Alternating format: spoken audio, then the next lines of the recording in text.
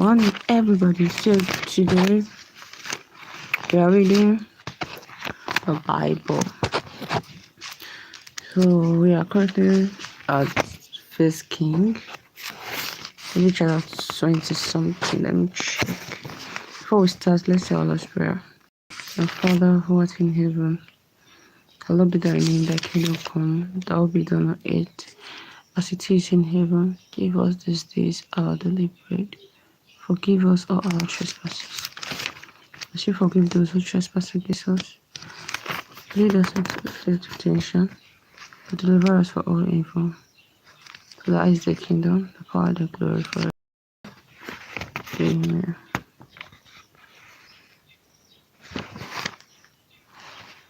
So let me look for I stopped to. I can't see now. Let me check. Okay. I stopped at First King chapter 11. So I'll continue from First King chapter 12. The northern tribe revolt. Rehoboam went to Shechem, where all the people of northern Israel had gathered to make him king. When Jeroboam son of Nebat, who had gone to Egypt to escape from King Solomon, heard this news, he returned from Egypt.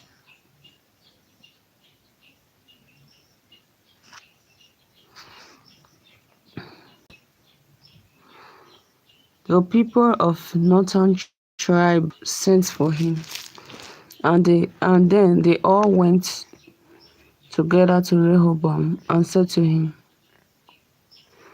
"Your father Solomon treated us harshly and placed heavy burden on us. If you make this burden lighter and make life easier for us, be your loyal subjects. Come back in 3 days and I will give you my answer," he replied. So they left. King Rehoboam consulted the older men who had served as his father Solomon's advisor. "What answer do you advise me to give these people?" "Yes, I'm reading the Bible," he asked. They replied, "If you want to serve these people well, give a favorable answer to their requests, and they always serve you loyally." But he ignored the advice of the older men and went instead to the young men. "I why? I'm just waking up if you're talking about the voice." Okay. But he ignored the advice of the older men and went instead to the young men who had grown up with him and who were now his advisors. "What do you advise me to do?" he asked. "What shall I say to the people who are asking me to make their burdens lighter?" They replied, "This is what you should tell them. My little finger is thicker than my father's waist. Tell them, my father placed heavy burden on you. I will make them even heavier. He beat you with a whip, I will flog you with a horse whip." 3 days later, Jeroboam and all the people returned to King Rehoboam, as he had instructed them. The king ignored the advice of the older men and spoke harshly to the people. As the younger men have advised, he said, "My father placed heavy burden on you. I will make them even heavier. He beat you with a whip, I will flog you with a horse whip." It was the will of the Lord to bring about what he had spoken to Jeroboam, son of Nebat, through the prophet Ahijah from Shiloh. This is why the king did not pay any attention to the people. When the people saw that the king would not listen to them, they shouted, "Down with David and his family! What have they ever done for us? Men of Israel, let's go home. Let Rehoboam look out for himself." So the people of Israel rebelled, leaving Rehoboam as king only of the people who live in the territory of Judah. Then King Rehoboam sent Adoniram, who was in charge of the first labor, to go to the Israelites, but they stoned him to death. Then King Rehoboam sent Adoniram, who was in charge of the first labor, to go to the Israelites, but they stoned him to death.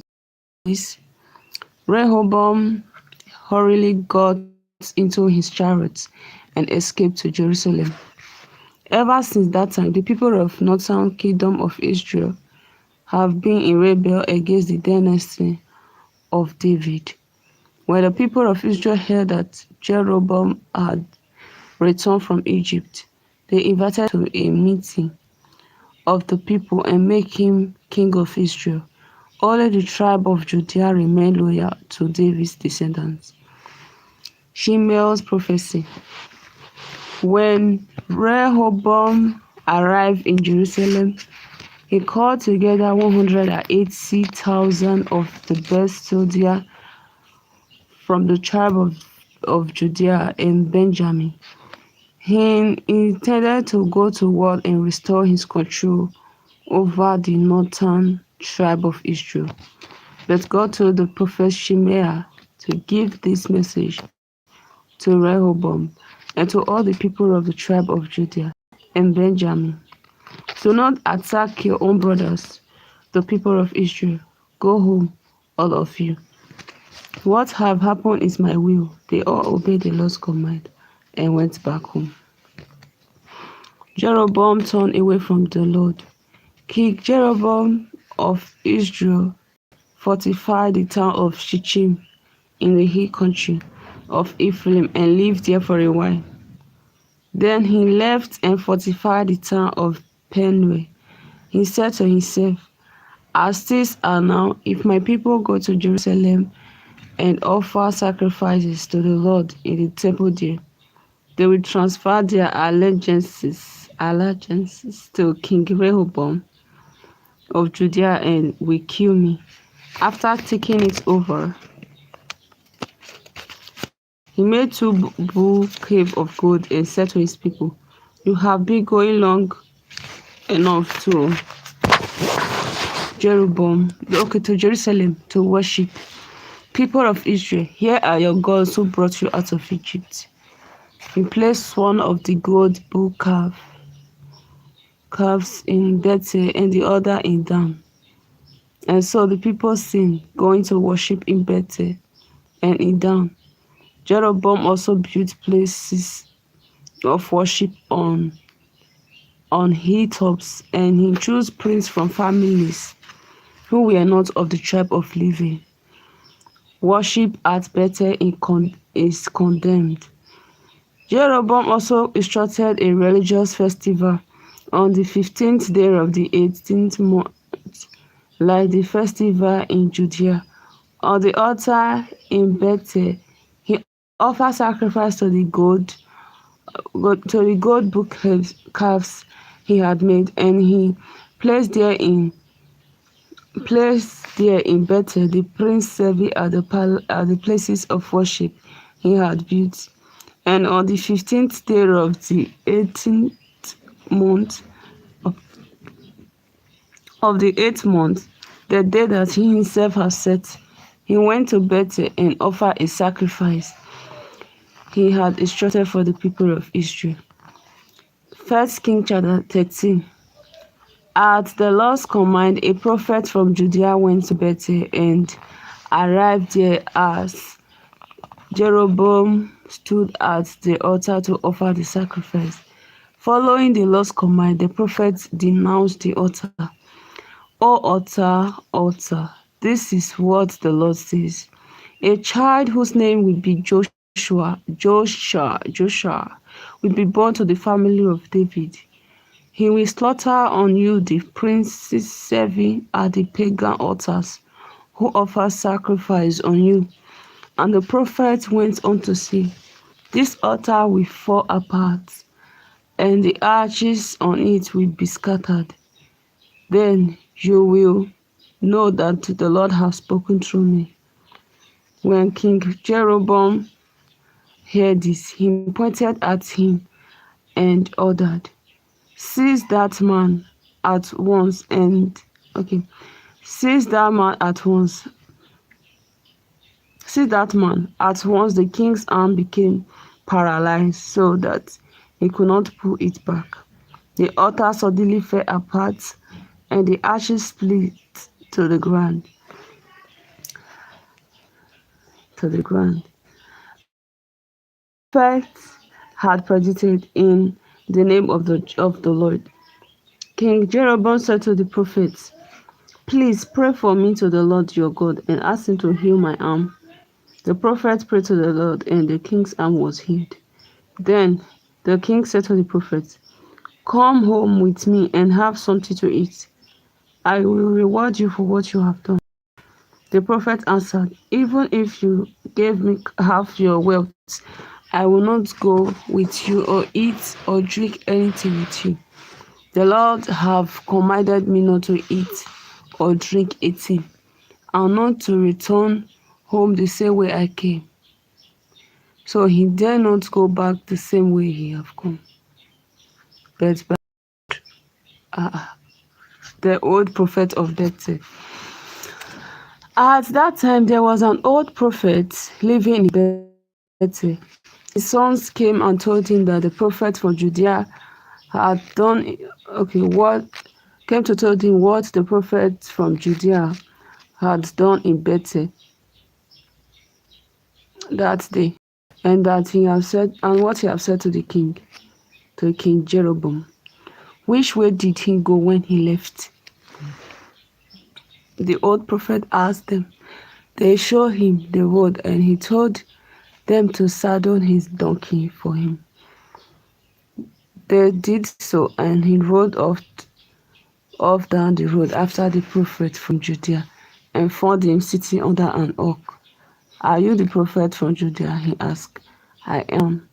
The man answered. Come home and have a meal with me, he said. But the prophet from Judea answered, I can't go home with you except your hospitality, and I won't eat or drink anything with you here, because the Lord have commanded me not to eat or drink, and not to return home the same way I came. Then the old prophet from Bethel said to him, I too am a prophet just like you. And at the Lord's command, an angel told me to take you home with me and offer you my hospitality. But the old prophet was lying. So the prophet from Judah went home with the old prophet and had a meal with him. As they were sitting at the table, the word of the Lord came to the old prophet, and he cried out to the prophet from Judea. The Lord says that you disobeyed him and did not do what he commanded. Instead, he returned and ate a meal in a place he had ordered you not to eat in. Because of this, you will be killed, and your body will not be buried in your family grave. After they had finished eating, the old prophet saddled the donkey for the prophet from Judea, who rode off. On the way, a lion met him and killed him. His body lay on the road, and the donkey and the lion stood beside it. Some men passed by and saw the body on the ground, with the lion standing nearby. They went on into into Bethel, and reported what they have seen. When the old prophet heard about it, he said, That is the prophet who disobeyed the Lord's command. And so the Lord sent the lion to attack and kill him, just as the Lord said he would. Then he said to his sons, Saddle my donkey for me. They did so, and he rode off and found the prophet's body lying on the ground, on the road. with the donkey and the lion still standing by it. The lion have not eaten the body or attacked the donkey. The old prophet picked up the body, put it on the donkey, and brought it back to Bethel to mourn over it and buried it. He buried it in his own family grave, and he and his sons mourned over it, saying, "Oh, my brother, my brother." After the burial, the prophet said to his sons, "When I die, bury me in this grave, and lay my body near this." The word that he spoke at the Lord's command against the altar in Bethel and against all the places of worship in the town of Samaria will surely come true. Jeroboam's fatal sin. King Jeroboam of Israel still did not turn from his evil ways, but continued to choose priests from ordinary family to serve at the altars he had built. He ordered and he ordained as prince anyone who wanted to be one. This sin on his part brought about the ruin and total destruction of his dynasty. First King chapter 14. The death of Jeroboam's son. At that time, King Jeroboam's son Abijah fell ill. Jeroboam said to his wife, disguise yourself so that no one will recognize you, and go to Shiloh, where the prophet Ahijah lives, the one who said, I will be king of Israel. Take him 10 loaves of bread, some cakes, and a jar of honey. Ask him what is going to happen to our son, and he will tell you. So she went to Ahijah's home in Shiloh. Old age had made Ahijah blind. The Lord had told him that Jeroboam's wife was come to ask him about her son, who was in, and the Lord told Ahijah what to say. When Jeroboam's wife arrived, she pretended to be someone else, but when Ahijah heard her coming in the door, he said, "Come in. I know you are Jeroboam's wife.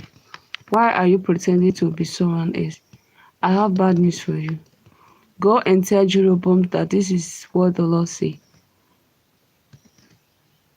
This is what the Lord, God of Israel, says to him. I chose you from among the people and made you the ruler of my people Israel. I took the kingdom away from David's descendants and gave it to you. But you have not been like my servant David, who was completely loyal to me. Obey my command and did all what I approve of.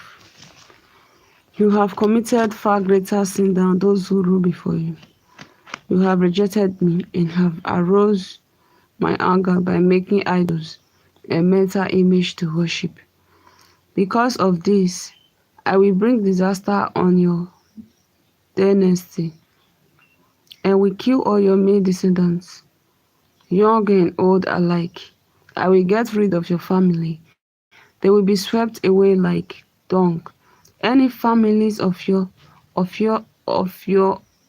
any members of your family who died in the city will be eaten by dogs. Hi. And any who die in the open country will be eaten by vultures. I, the Lord, have spoken.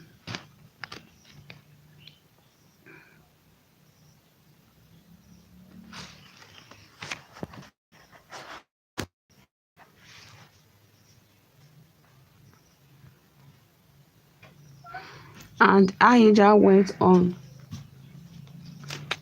to say to Jeroboam's wife, now go back home. As soon as you enter, your son will die. All the people will mourn him and bury him. He will be the only member of Jeroboam's family who will be properly buried, because he is the only with whom the Lord, the God of Israel, is pleased. The Lord is going to place a king over Israel who will put an end to Jeroboam's dynasty. The Lord will punish Israel, and she will shake like a reed shaking in stream. He will uproot the people of Israel from this land which he gave to their ancestors, and he will scatter them beyond the river Euphrates, because they have aroused his anger by making idols of the goddess Asherah. Where? There are things that is in the earth shall die. Genesis. The Lord will punish Israel, and she will shake like a reed. Okay. Yeah, The Lord will abandon Israel because Jeroboam sinned and lead the people of Israel into sin. Jeroboam's wife went back to Tirzah just as she entered her home. The child died. The people of Israel mourned for him and buried him, as the Lord had said through his servant, the prophet Ahijah. The death of Jeroboam. Everything else that King Jeroboam did, the wars he fought and how he ruled, and all the record in the history of the kings of Israel, Jeroboam ruled as king for 22 years. He died and was buried, and his son Nadab succeeded him as king. King Jeroboam of Judea. Solomon's son Rehoboam. Rehoboam was 41 years old when he became king of Judea, and he ruled for 17 years in Jerusalem, the city which the Lord had chosen from all the territory of Israel as a place where he was to be worshipped. Rehoboam's mother was Naaman from Ammon. The people of Judah sinned against the Lord and did more to arouse his anger. In Judea, what I say? Against them than all their ancestors have done. They built places of worship for false gods and put up stone pillars and symbols of Asherah to worship on the hill and under shady trees. Worst of all, there were men and women who served as prostitutes at those pagan places of worship.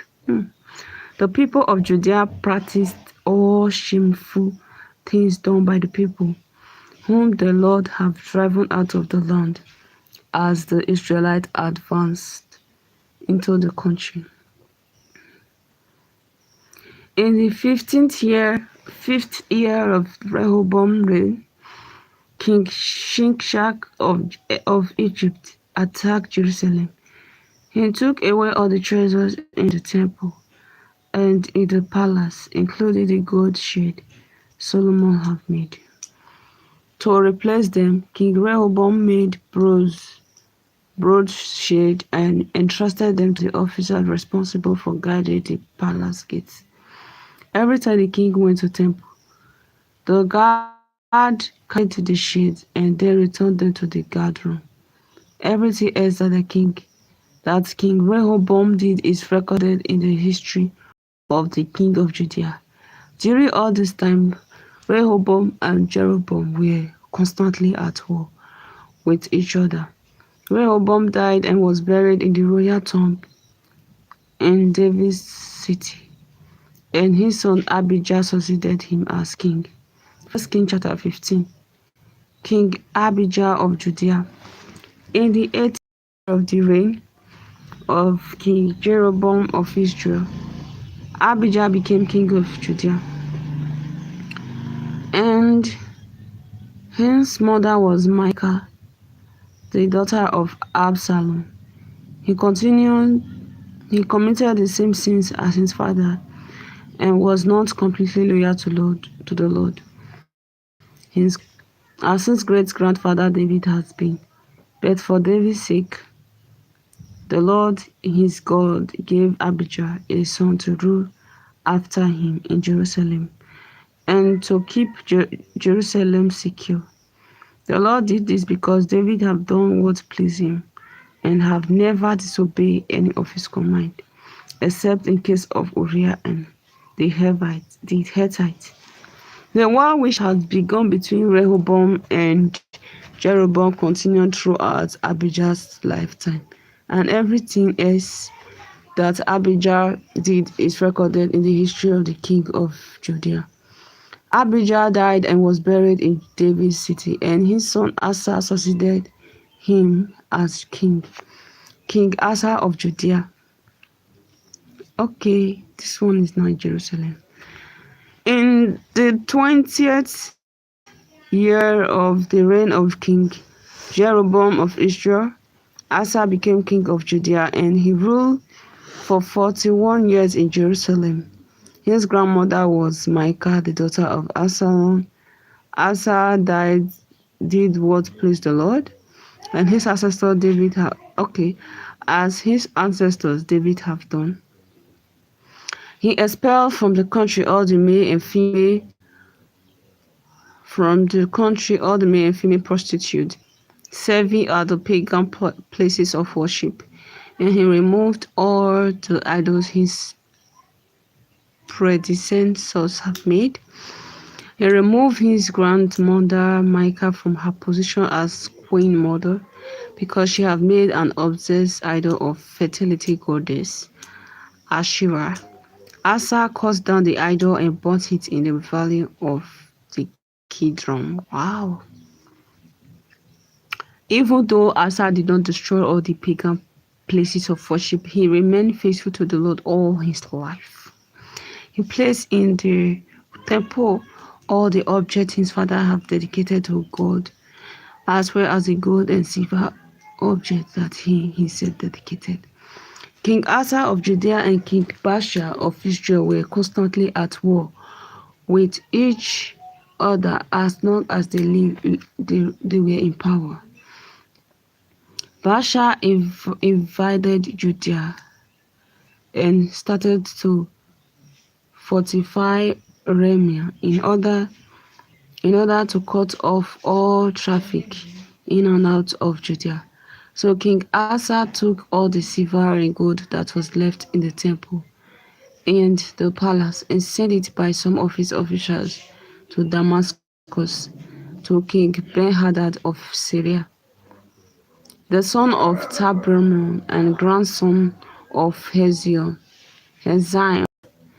With this message, let us be aliens as our fathers were. This silver and gold is a present for you. Now break your alliance with King Baasha of Israel, so that he will have to pull his troop out of my territory. King Ben-Hadad agreed to Asa's proposal and sent his commanding officers and their armies to attack the city of Israel. They captured Arjon, Dan, Abel, Beth-Micah, the area near Lake Naphtali, the area near Lake Galilee, and the whole territory of Naphtali. When King Baasha heard what had happened, he stopped fortifying Ramah and went to Tirzah. Then King Asa sent out an order throughout requiring everyone, without exception, to help carry away from Ramah the stone and timber that Baasha had been using to fortify it. With this material, Asa fortified Mizpah and Gaba, a city in the territory of Benjamin. Everything else that King Asa did,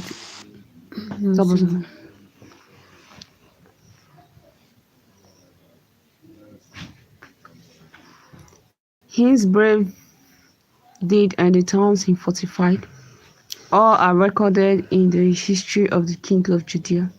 But in his old age, he was crippled by a foot disease. Asa died and was buried in the royal tomb in David's city, and his son Jehoshaphat succeeded him as king. King Nadab of Israel. In the second year of the reign of King Asa Judea, King Jeroboam's son,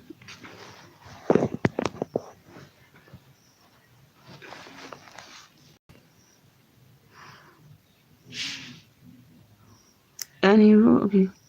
King Jeroboam's son Nadab became king of Israel, and he ruled for 2 years, like his father before him. Before him, he sinned against the Lord and led Israel into sin. Baasha, son of Ahijah of the tribe of Issachar, plotted against Nadab and killed him.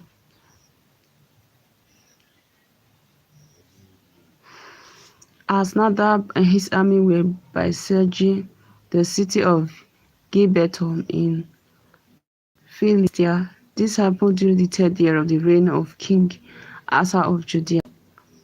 And so Baasha succeeded Nadab as king of Israel. At once he began killing all the members of Jeroboam's family, in accordance with what the Lord had said through his servant, the prophet Ahijah from Shiloh. All Jeroboam's family were killed, not one survived. This happened because Jeroboam aroused the anger of the Lord, the God of Israel, by what he committed, and that he caused Israel to commit. Everything else that Nadab did is recorded in the history of the king of Israel. King Asa of Judea and King Baasha of Israel were constantly at war with each other as long as they were in power. King Baasha of Israel.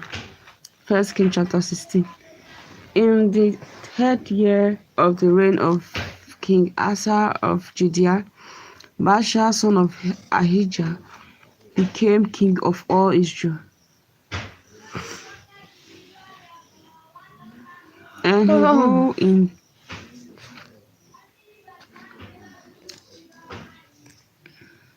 ruled in Tirzah for 24 years, like King Jeroboam before him.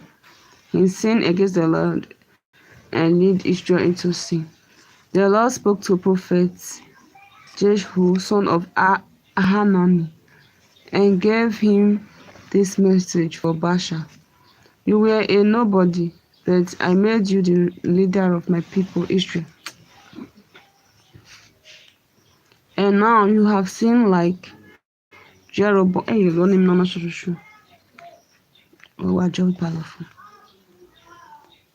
The Lord spoke to the prophet Jehu, son of Hanani, and gave him this message for Baasha.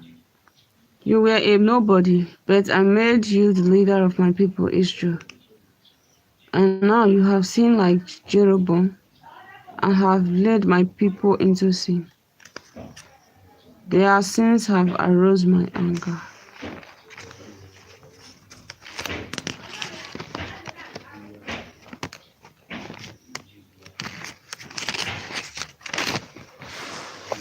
And so I will do about this. Okay. And so I will go away with you and your family, just as I did with Jeroboam. Any members of your family who die in the city will be eaten by dog, and any who die in the open country will be eaten by vultures.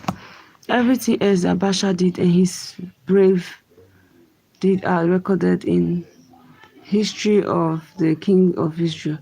Baasha died and was buried in Tirzah, and his son Elia succeeded him as king. That message from the Lord against Baasha and his family was given by prophet Jehu because of the sins that Baasha committed against the Lord. He aroused the Lord's anger not only because of the evil he did, just as King Jeroboam had done before him, but also because he killed all Jeroboam's family.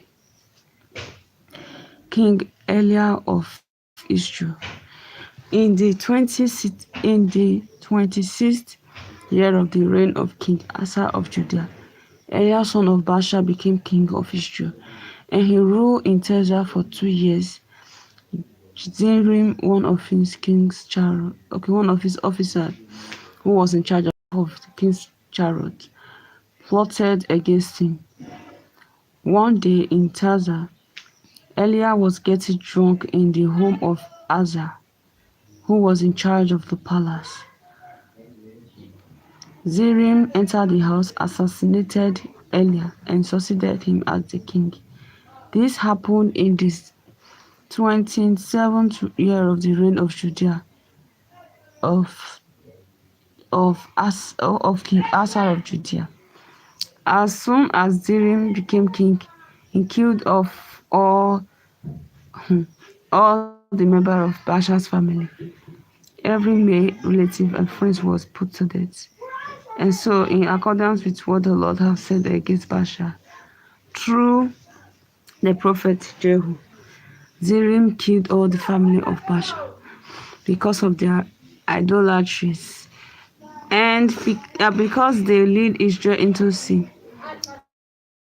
Baasha and his son Elia had aroused the anger of the Lord and the God of Israel.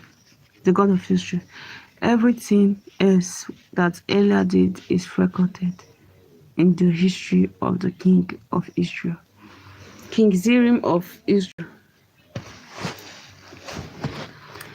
In the 27th year of the reign of King Asa of Judea, Zerim ruled in Tirzah over Israel for 7 days. On occasion, 7 waiting. Zerim reigned in Tirzah over Israel for 7 days.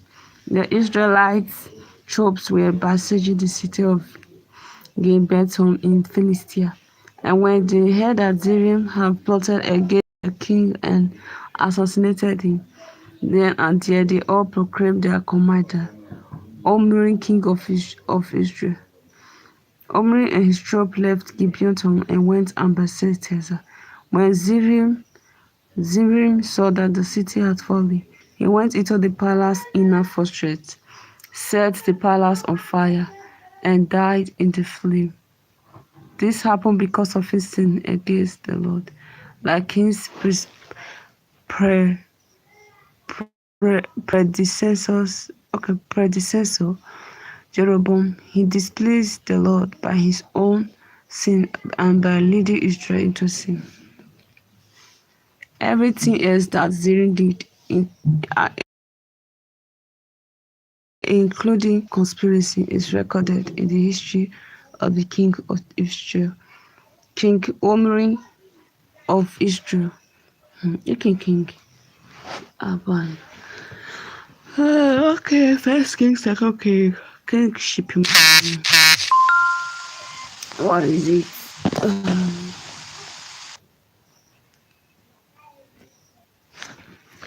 Okay.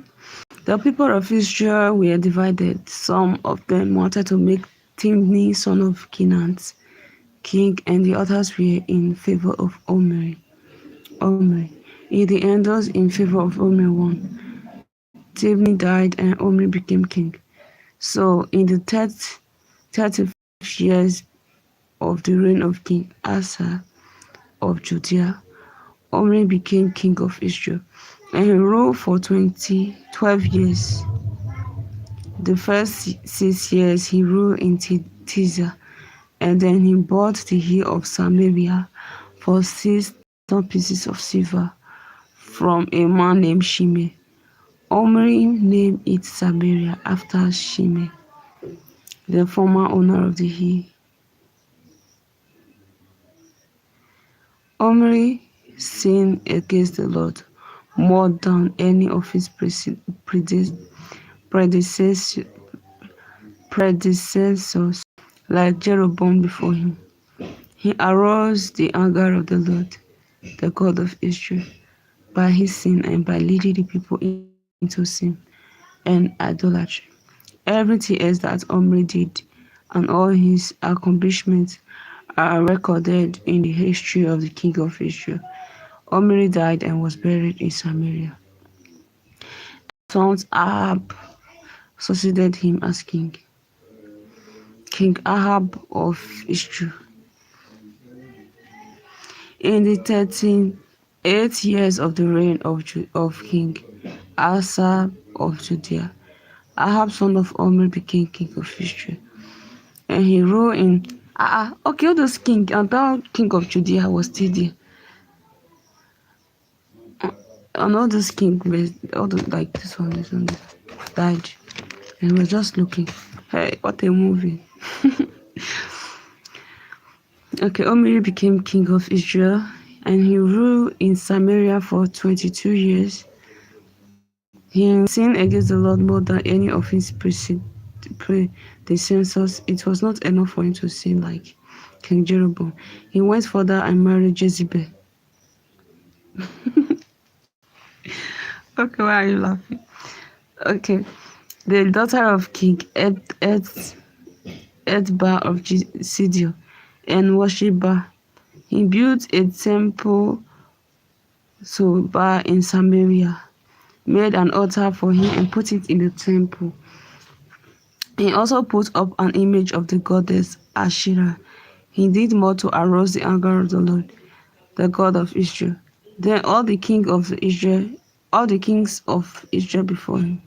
During his reign, Hiram from Bethel rebuilt Jericho, as the Lord had foretold through Joshua son of Nun. Hiram lost his eldest son Abiram when he laid the foundation of Jericho, and his youngest son Segud when he built the gates. 1 Kings chapter 17. Elijah and the drought. A prophet named Elijah from Tishbe in Gilead said to King Ahab, "In the name of the Lord, the living God of Israel, whom I serve, I tell you that there will be, there will be, there will be, there will be, Should we prevail now? Should we prevail now? Good. there will be no dew or rain for the next 2 or 3 years until I say so." We prevail. Then the Lord said to Elijah, "Leave this place and go east and hide yourself near the brook of Cherith, east of the east of the Jordan. The brook will supply you with water to drink. And I have commanded ravens to bring you food there." Elijah obeyed the Lord's command and went and stayed by the brook of Cherith. He drank water from the brook, and ravens brought him bread and meat every morning and every evening. After a while, the brook dried up because of the lack of rain. Elijah and the widow in Zarephath. Then the Lord said to Elijah, "Now go to the town of Zarephath near Sidon, stay there. I have commanded a widow who lives there to feed you." So Elijah went to Zarephath, and as he came to the gate of the town, he saw a widow gathering firewood. "Please, bring me a drink of water." Yes, he said to her, and as she was going to get it, he called out, "And please bring me some bread." She answered, "By the living God, your God, I swear that I have not got any bread." Asha. Sir.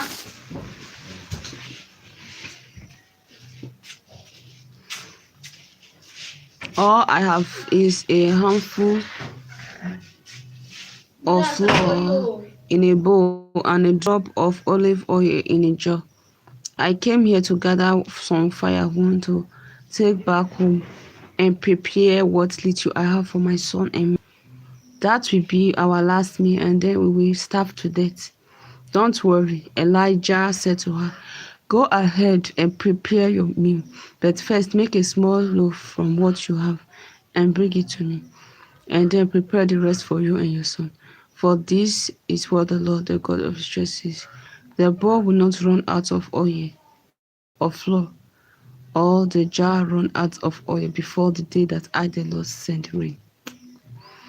The widow went and did as Elijah had told her, obedience, and all of them have enough food to for many days, as the Lord had promised through Elijah.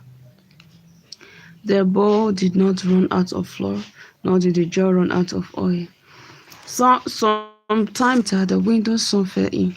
He got worse and worse, and finally he died.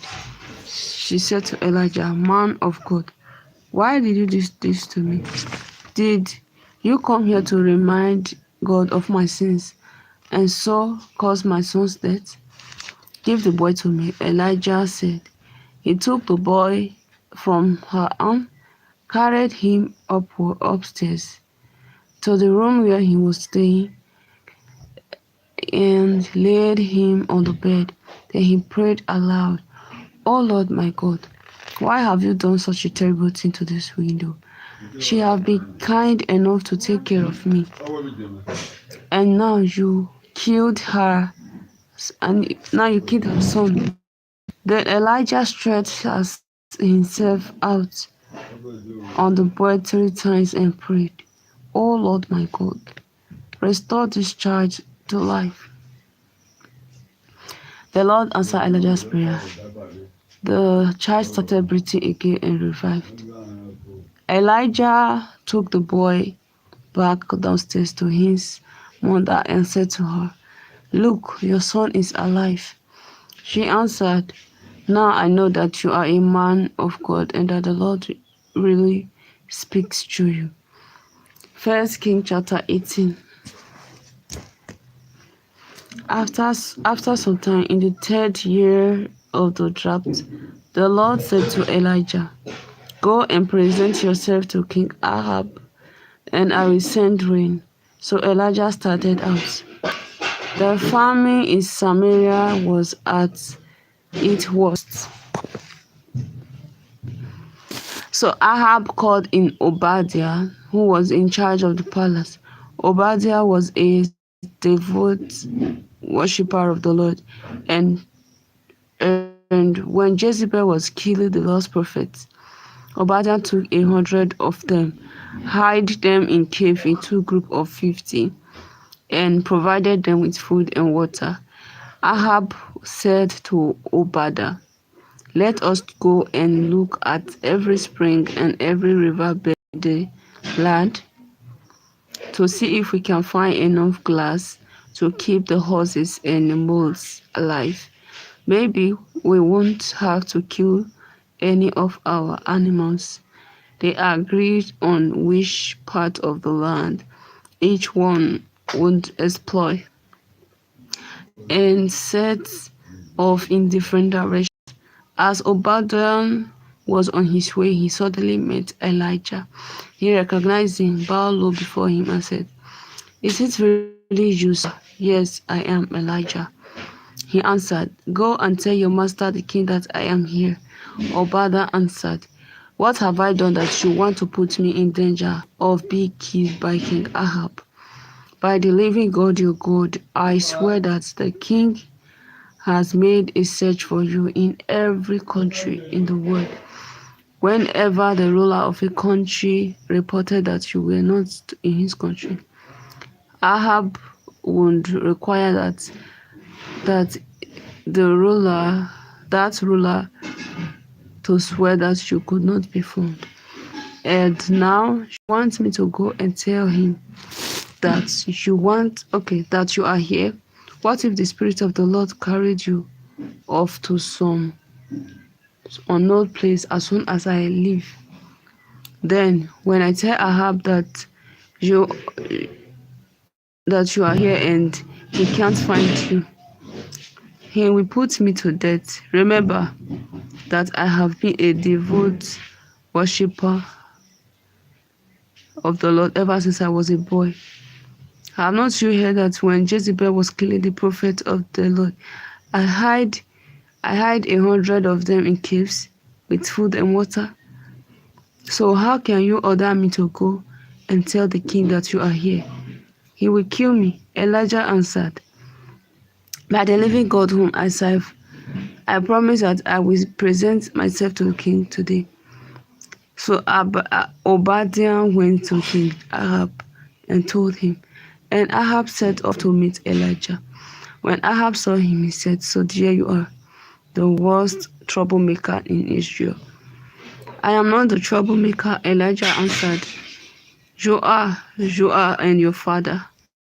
You are all disobeying the Lord's command and worshipping the idols of Baal.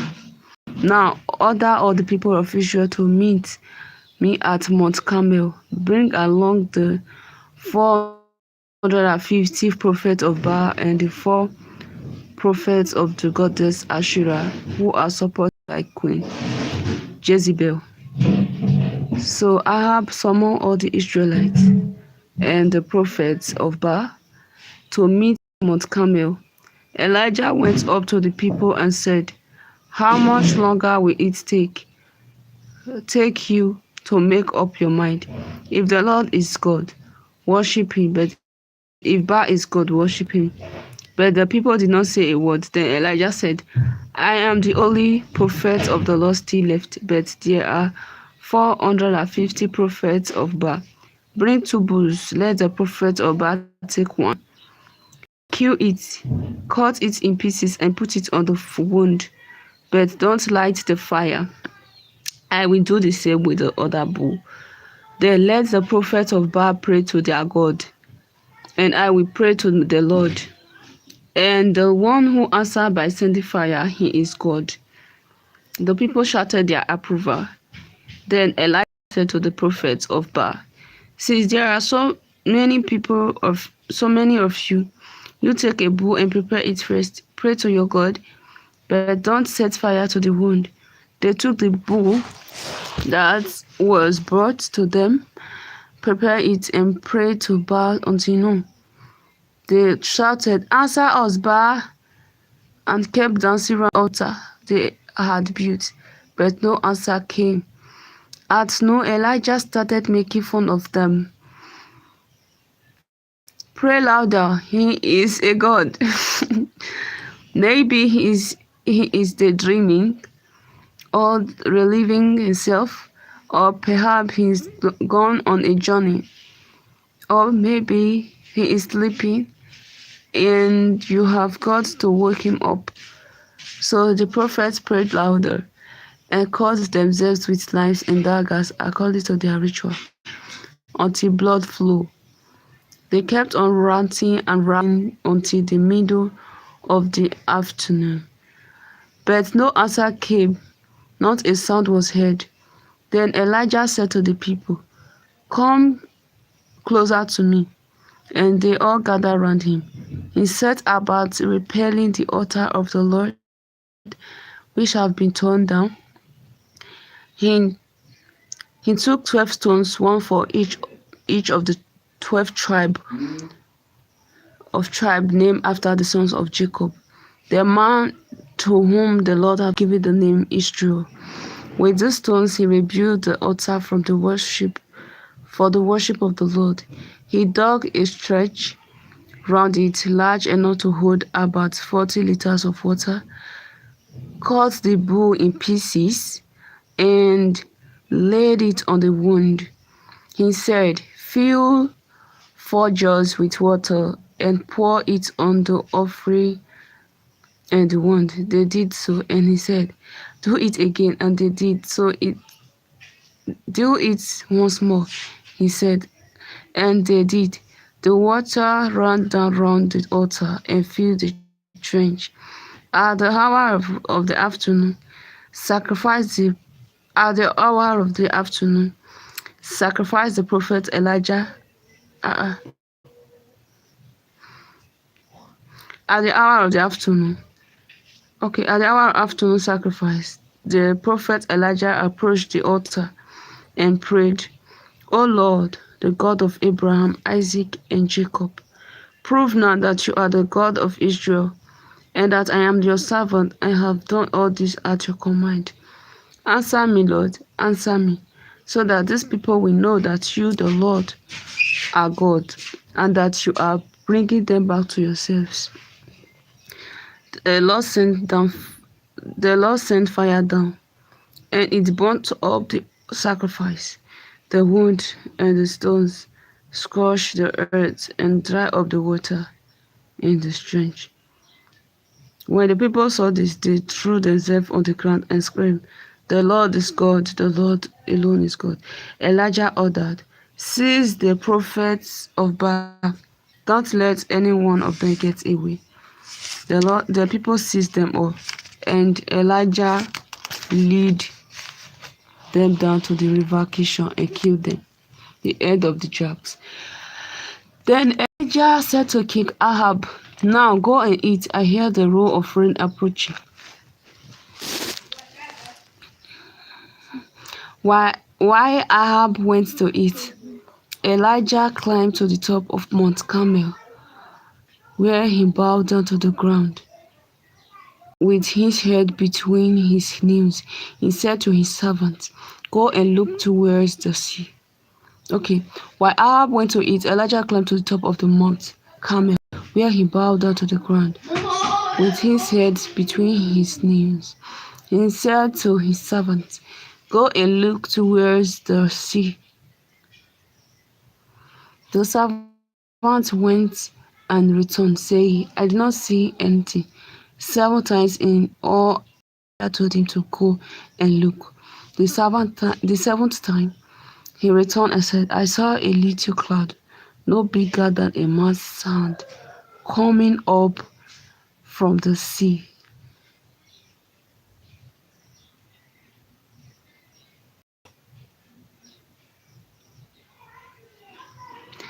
Elijah ordered his servant, Go to King Ahab and tell him to get into his chariot and go back home before the rain stopped him. In a little while, the sky was covered with dark cloud. The wind began to blow, and heavy rain began to fall. Ahab got into his chariot and started back to Jezreel. The power of the Lord came on Elijah. He fastened his clothes tight round his waist and ran ahead of Ahab. Ah, ahead of Ahab, all the way to Jezreel. Like how? That one carry chariot, you carry leg. Okay, Lord, yeah, Lord. First King chapter 19. Elijah on Mount Sinai. That was, that Father Moses went. King Ahab told his wife Jezebel everything that Elijah had done and how he had put all the prophets of Baal to death. She sent a message to Elijah, May the God strike me dead if by this time tomorrow I do not do the same thing to you that you did to the prophets. Elijah was afraid and fled for his life. He took his servant and went to Bathsheba in Judea. Leaving the servant there, Elijah walked a whole day into the wilderness. He stopped and sat down in the shade of a tree and wished he would die. It is too much, Lord, he prayed. Take away my life, I might as well be dead. He lay down under the tree and fell asleep. Suddenly an angel touched him and said, Wake up and eat. He looked round and saw a loaf of bread and a jar of water near his bed. The food, this English is not correct. And the food gave him enough. Okay, I was the one. And the food gave him enough strength to walk 40 days to Sinai, the holy mountain. There he went. Suddenly the Lord spoke to him. Elijah, what are you doing here? He answered, Lord God Almighty, I have always served you. You alone, but the people of Israel I have broken their covenant with you, turned down and killed the prophets. I am the only one left, and they are trying to kill me. Go out and stand before me on top of the mountain. Hmm. Yes, I wish that place was not the right place. He gone to, like, if God was not sending him to that place, the Lord would have told him or stopped him. I think so. Like, I'm sure the Lord make him go to that place. Okay, go out and stand before me on top of the mountain. The Lord said to him. Then the Lord passed by and sent a furious wind that split the hill and shattered the rocks, but the Lord was not in the wind.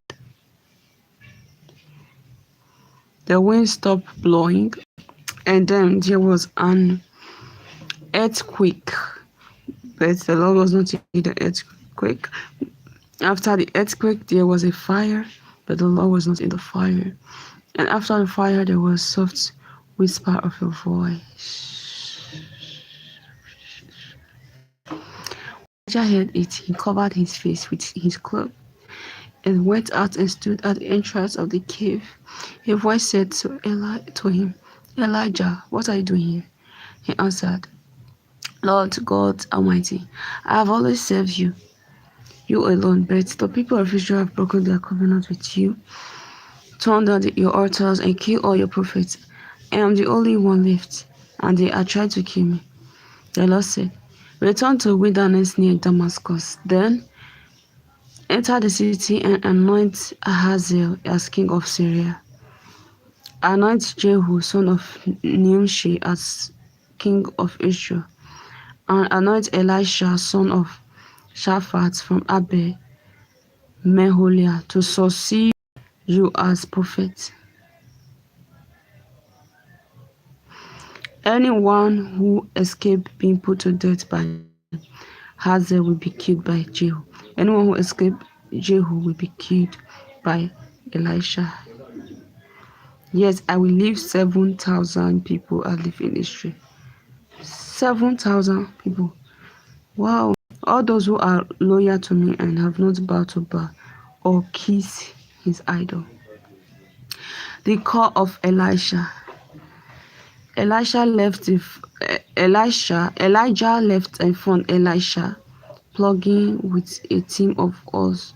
There were 11 teams ahead of him, and he was plugging with the last one. Elijah took off his cloak and put it on Elisha. Elisha then left his oars, ran after Elijah and said, let me kiss my father and mother goodbye, and then I will go with you. Elijah answered, all right, go back. I am not stopping you. Then Elisha went to his team of oxen, killed them, and cooked the meat, using the yoke as foil for the fire. He gave the meat to the people, and they ate it. Then he went and followed Elijah as his helper.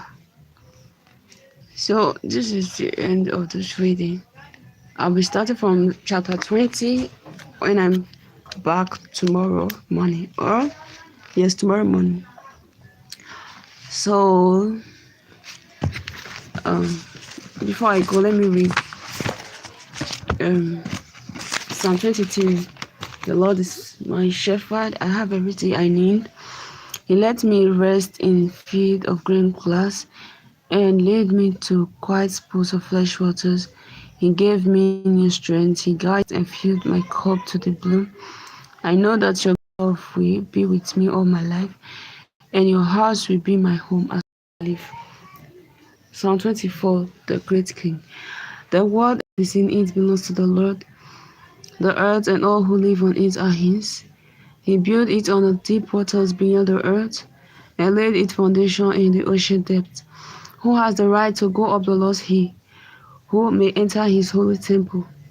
Those who are pure in heart and in thought, who do not worship idols or make false promises. The Lord will bless them and save them.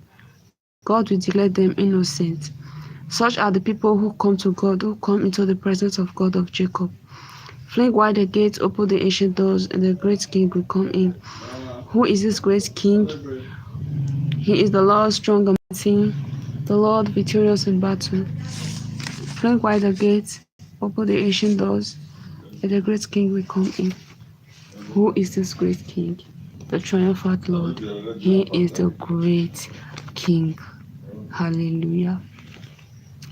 So guys, this is the end of this reading. It's morning already, 7 already, and 7:21 already. So let me get off bed now. Bye bye till tomorrow morning. Okay, let me do something real quick.